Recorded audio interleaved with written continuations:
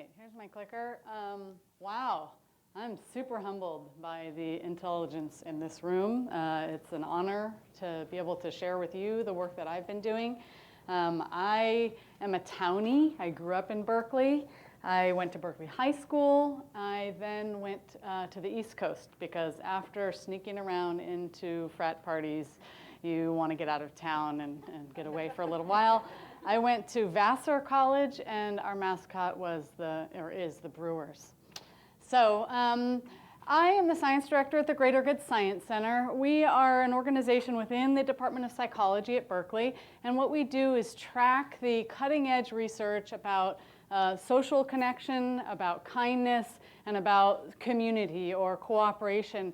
And we write about it really quickly in ways that are accessible to a popular audience.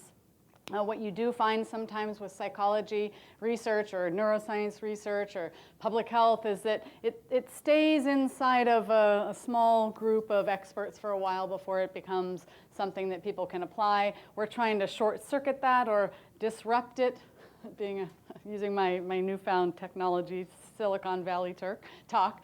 Again, provide these insights faster. We also host educational events. One of them you heard about, our MOOC, and I'll tell you a lot more about that in the next 20 minutes. And we also support researchers both on campus at UC Berkeley and nationwide through various fellowship mechanisms. So before I launch into the idea that it's even useful to talk about happiness or to pursue happiness or to advocate happiness, it's a good idea to sort of share with you the sort of most common definition that researchers use when they talk about what happiness means. So this is a definition from Sonia Lubomirsky, who is UC Riverside, written several books about happiness, as one of the pioneers in research on happiness. And the way she defines it, the experience of joy, contentment, or positive well-being combined with a sense that one's life is good, meaningful, and worthwhile. There are different ways that people from different cultures tend to think about happiness. And one of the first things we do in our course is explore that terrain. People in our kind of modern, Western, contemporary, individualistic culture tend to think about happiness in terms of immediate gratification, pleasure, accumulation of resources, and individual success, being sort of one who stands out amongst the crowd. More Eastern collectivist cultures tend to think of happiness in a more collectivist way. Happiness is more intrinsically tied to one's connections within a broader community. Recently, one of our fellows, Brett Ford at UC Berkeley, published a paper showing that when people pursue happiness, this only is helpful if they think of happiness really in the similar way that it's defined here, which is that it's about the greater good, not about accumulating things for the self. When people pursue happiness in the interest of maximizing pleasure or accumulating resources, actually it can be deleterious. And this research has also been done at UC Berkeley by Iris Moss. So there's this whole controversy about pursuing happiness. We were grateful that Brett published her findings showing that when you think about happiness in an accurate way, pursuing it is actually a service to your well-being.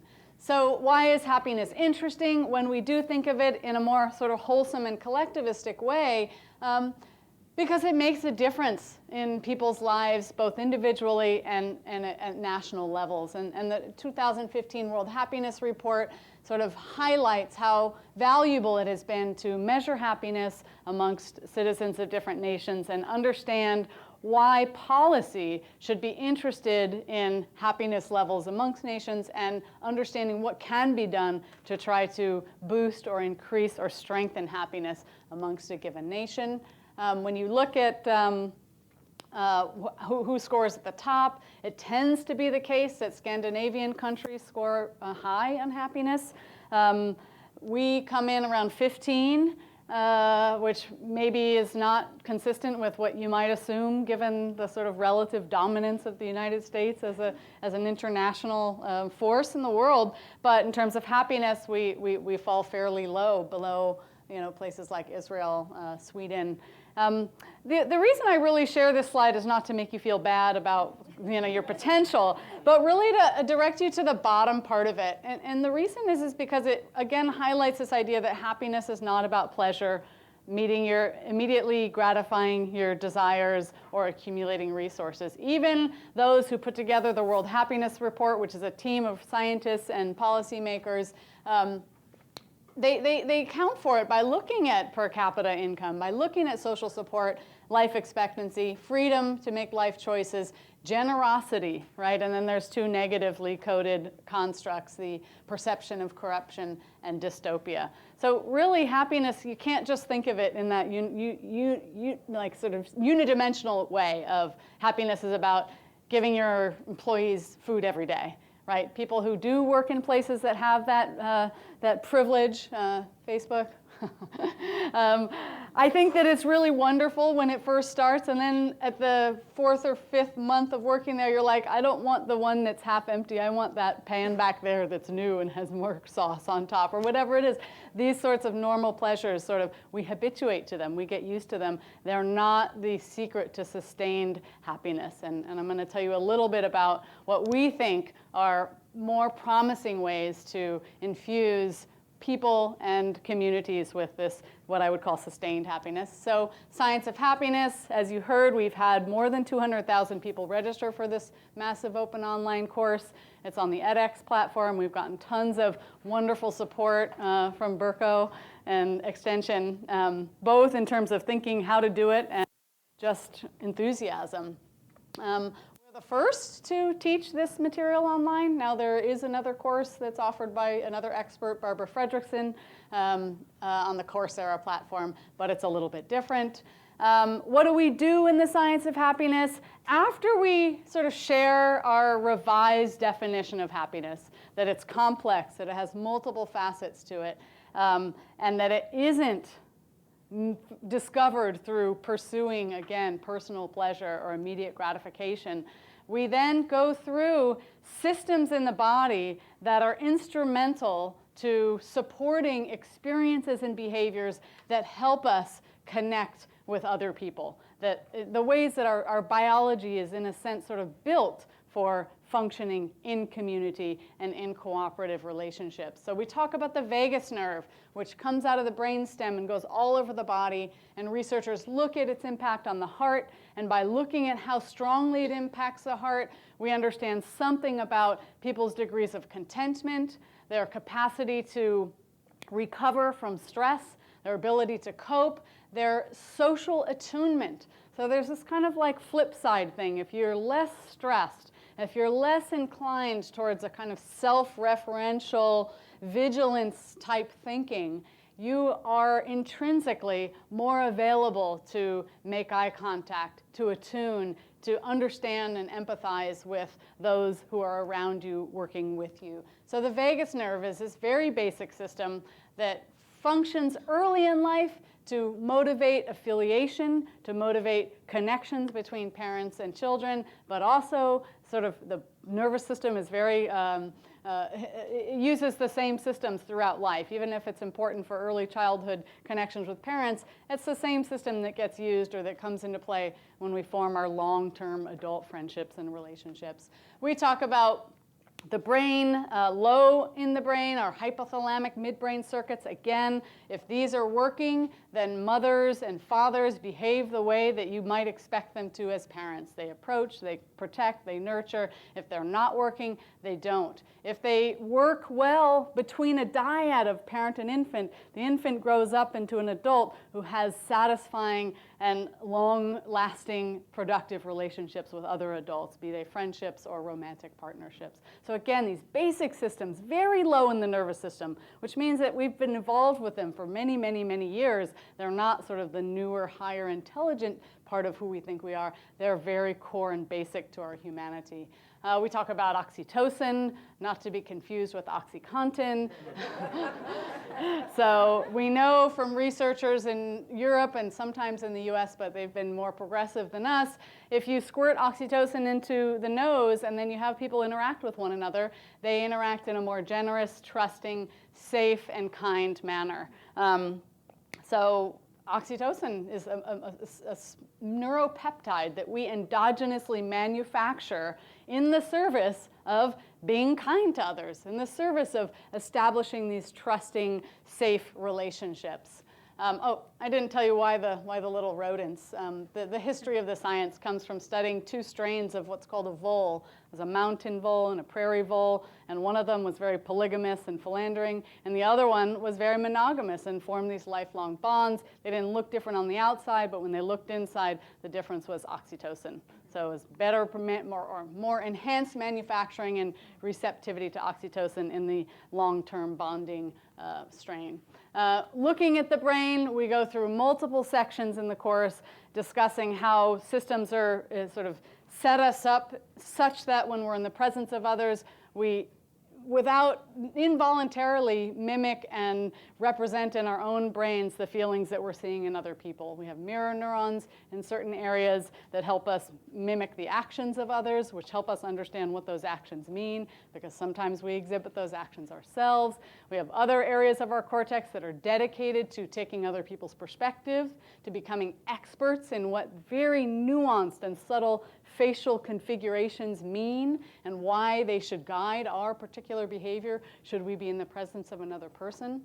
We have reward circuitry, which is often sort of thought of in the domains of addiction and pleasure, but really this system works in a lot of different contexts, and the one that's most interesting here is that it fires when we're kind to others. So there's a wonderful study from UCLA where the team brought couples into the lab, and they put one person into an fMRI scanner, which measures brain activation, and they had the other person standing outside. And the task was, this person standing outside is going to get shocked, right? They have little electrodes, they're going to get a zzz thing, and it's not comfortable. Person inside is given the option to hold on to that person outside somewhere and sort of just be present in a supportive way. I'm here for you. I know you're going to have this painful thing happen, but I'm supporting you. And when they look at the brain and what happens in the brain during that support compared to a control condition of like holding on to a ball, right? The same sort of tactile sensation, those who are lending support more robustly engage this reward circuitry in the brain. If you're poised to collaborate with somebody, if you do it by yourself and you win $20, you get a certain activation in this reward circuitry. Now, do something a little bit different, but earn the very same amount through a cooperative enterprise, right? You do it together, $20. That cooperative $20 more robustly engages reward circuitry in your brain than the $20 that you won by yourself. So there's all this evidence biologically that points to this intrinsic sort of drive and quality of humanity, which is to be social. There's a team that recently published a theory which they're calling the social baseline theory, which basically assumes that it's not the ideal to think of humans alone as the baseline, right? It used to be like, oh, let's design a study, and the baseline is you're by yourself.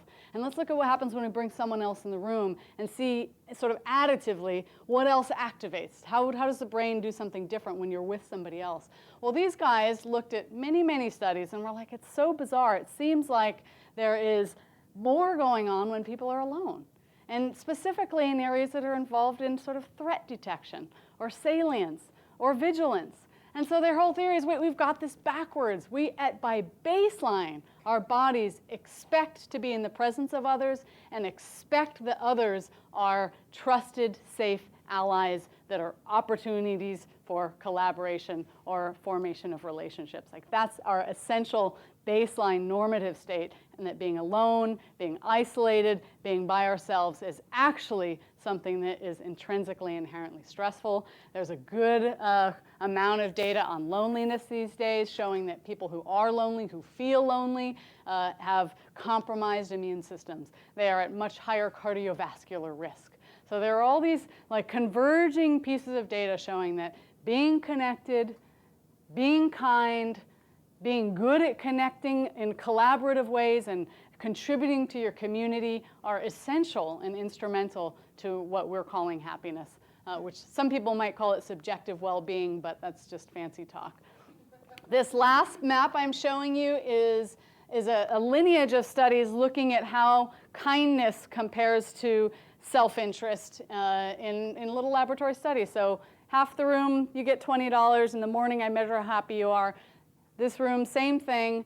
And then I say, you go out and spend $20 on yourself. You go out and spend $20 on someone else. Come back 3 hours later, I measure happiness again. You guys show a much bigger increase in your happiness than you guys. We really like giving things to other people. Looking at that in the lab works, looking at that across labs work. And now here, there's this correlation, which goes from green to red, green being a higher value. Everywhere this team looked, the correlation tended to be positive for the relationship between how much pro-social spending was going on, that is giving of your own personal resources to others, and well-being at national levels. The only places you can see pink and red tend to be places where there are some serious threats going on in people's lives. And it may not be, I don't really have to explain that. If you can't really trust that you're going to survive the next day, it's hard to live in this space of kindness. So key take-home number 1, sympathy. We sort of redefine Darwin for people, because I think all of us walk around with this survival of the fittest mentality, and fittest being about big teeth and hair and muscles and, you know, Magic Mike XXL, right? Right, just hugeness and strength and brawn, when in fact, if you really look closely at what Darwin wrote, that's not at all what he wrote, right? So fitness doesn't mean being strong and being able to beat everyone else. Fitness means being able to work in a collective group and being good at nurturing other people around you, being sympathetic. This quote that I'm showing on the bottom comes from Ed Diener and Mikhail Csikszentmihalyi, who also are kind of pioneers in happiness science, and what they found by looking at all the kind of correlation studies. Let's measure everyone's happiness and see what's going on in their life. Are they rich? Are they poor? Are they the second sibling? Are they successful? Are they respected in their communities? The thing that pops out, no matter where you look, is social relationships. Feeling like you're enmeshed in a community of supportive others. When that happens, you're eligible for happiness. When that doesn't happen, you're not, no matter what else you've got. So social relationships, this connection, is what's essential. Key take-home number 2, a lot of people walk around thinking, I am who I am. This is who I am. I was born this way. I've got my life. Take me like I am, or you know, do something else or go somewhere else. We know now from 15 years of neuroscience, and you know, probably more before that, that the brain is really malleable, and that it changes as we change. And if we decide, I'm going to begin to sort of shift my perspective, which originally thought that I'm only capable of one thing, and now I'm doing something that I felt like I was no longer capable of, but I'm just doing it repeatedly, my brain is going to adapt to that, and that second thing that I want is going to become more easy. So we have the capacity, our brains are flexible, adaptive. It's not hard to get people to become happier if they sign on for whatever program they sort of ultimately land on as what is sort of most fitting for them.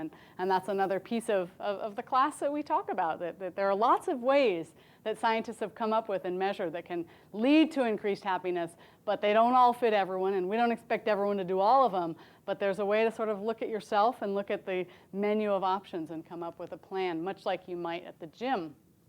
Myths we work on dispelling, and I already kind of did this.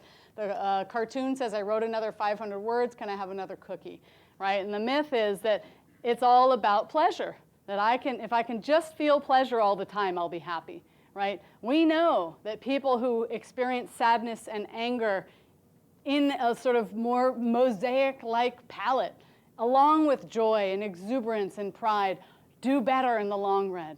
It's not ideal. We would never suggest, and the science doesn't suggest, that you should try to suppress or sort of do away with experiences in life that are associated with negative emotions. Anger is about addressing injustice. It's very important. Sadness is about soliciting support. It's very important. We need to have those experiences, and they're part of the overall plan. And again, if you keep pursuing pleasure, you end up on what's called the hedonic treadmill. Like, oh, this isn't good. I've got this now. Now I need that. Now I need that. Now I need that. And ultimately, there's nothing that's satisfying. The other myth we dispel, which is very related, and this says I should have bought more crap, is that it's about accumulating stuff. If we just have a lot of things, if I have more things, I'm going to be happier. Things that I think make me happy, right? Again, it's not about accumulation of things. It's not about trying to feel pleasure all the time, right? Those don't work. They're not the ways that people get happier. And then the third one is kind of a resistance to change. This idea that, well, yeah, this all sounds great, but I'm not going to do it. You know, okay, maybe mindfulness is something that is really great, and we hear in many different, ways. I know that there was a big event at Salesforce recently where they talked about mindfulness, and there's the Wisdom 2.0 sort of phenomenon, and it's a big movement, but it's based on some pretty good data that people who become more self-aware and become better able to relate to their own emotions and their own bodies tend to do better in the world. And so, again, this idea that you just kind of sometimes have to fake it till you make it is one that we stand behind. Even if it feels hard, even if it's something that just doesn't make sense, sometimes just trying it, like, for instance, random acts of kindness. If it doesn't feel natural, doesn't feel authentic, but if you just do it, sometimes you can really feel from experience how it helps. A last set of challenges I'm going to share with you is sort of the fear of missing out, FOMO, or social comparison. These are things that are really hard for us. We look at everybody else on Facebook who is only posting their vacations and their successes, and we think, here I am at work, and I'm feeling guilty that I'm looking at Facebook, and I'm also feeling badly because I'm not going on these wonderful vacations and feeling comfortable. I'm not blaming Facebook for that. That's our own kind of habit of looking at others, and instead of having an experience of what you might call sympathetic joy or vicarious pleasure in what they're experiencing, we tend to do this social comparison thing, which is really harmful to our own well-being and our happiness. So we talk about those challenges. In the course, not only do we do the science and talk about some of the challenges, we also every week give people specific practices to try. And here are 5 of them: 3 good things, mindful breathing, gratitude letter, active listening, random acts of kindness. We also have a week about conflict resolution and forgiveness and apology, which I wish was on here because in terms of our testimonials, we get so many really deep and heartfelt, utterances about it. People just from a deep place saying, this was the part of the course that moved me, that really changed my life. I can share that graphic if anybody wants to see it. We have piles of them. How do we know anything worked? I love teaching, but I also love numbers. Every week we ask people to look at these 6 little things and tell us how much they described how they've been doing lately, past 3, 4, or 5 days. We took all that data and we plotted it over the 10 weeks of the course. What you're looking at is basically the 3 sort of more positive emotions minus the 3 more negative emotions. And even though I said that it's important to have negative emotions, it's not valuable to stew in them and think every minute that you're feeling is them, right? To have them and recover from them is an essential skill in happiness. And to retrospect in a more rosy way, like, yeah, I'm doing pretty good. Things have been good. I had that hard moment, but things have been good, right? To move on is what's valuable. And as you can see, over the 10 weeks, we see this slow but steady incline in people's what we're calling happiness score. We also administered standard psychology survey questionnaires, subjective happiness. What you're looking at on the left is before the course, in the middle is immediately after the course, and on the right is 3 months later, when we haven't talked to these people for a long time, okay? Psychological well-being flourishing scale. So this is kind of my life matters. Things are meaningful for me. Stress goes down. Loneliness goes down. 2 other scales, satisfaction with life, going up. All of these results are highly statistically significant because the numbers are really big. And when we look at this measure, which I love, which you look at these little bubbles and you say, how much am I kind of like other people? Humanity. We call it a common humanity measure. And over time, engaging with this content, trying out the practices, results in people rating themselves as more overlapping, as having a more sort of pronounced common humanity with other people in the world. The last thing I want to do is just share with you a couple of testimonials. Again, these are sort of spontaneously come to us through email. They come to us because at the end of the course we ask for them. They come to us through a Facebook page, which students automatically created, a Facebook group. And oftentimes we'll get people, and this isn't the greatest for the course, but people who say, I haven't done anything in the course yet, but I can't tell you how meaningful it is for me to look at this group's posts every day. This in and of itself is something that really makes my day. So there's these sort of ancillary things that are happening that we feel grateful to be a part of. So this person kind of felt like they had figured out how to just change their mindset, their general way of being. This is a powerful one when we talk about that myth of I'm inflexible. Second one, personal relationships. I put more emphasis on constructive and respectful open communication. So I take responsibility for when these problems might have something to do with me, where I might have otherwise previously tried to blame other people. I've known people who are not good at forgiving, who would never do it, who would hold a grudge, and now I feel like things are different for me, and that can be really powerful. And then finally, happiness is a skill. And that's really kind of what we want to, I guess it should be sort of key take-home 3, right?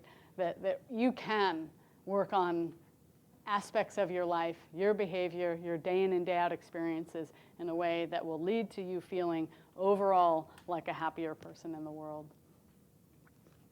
And that's it. Thank you so much. It's been a pleasure. We have time for a question or two, and then we'll get the next presenter. Any questions for? Are you going to hang out to? Yeah, of course. Okay, yeah. so yeah. Happy to. Questions, yeah. We'll get...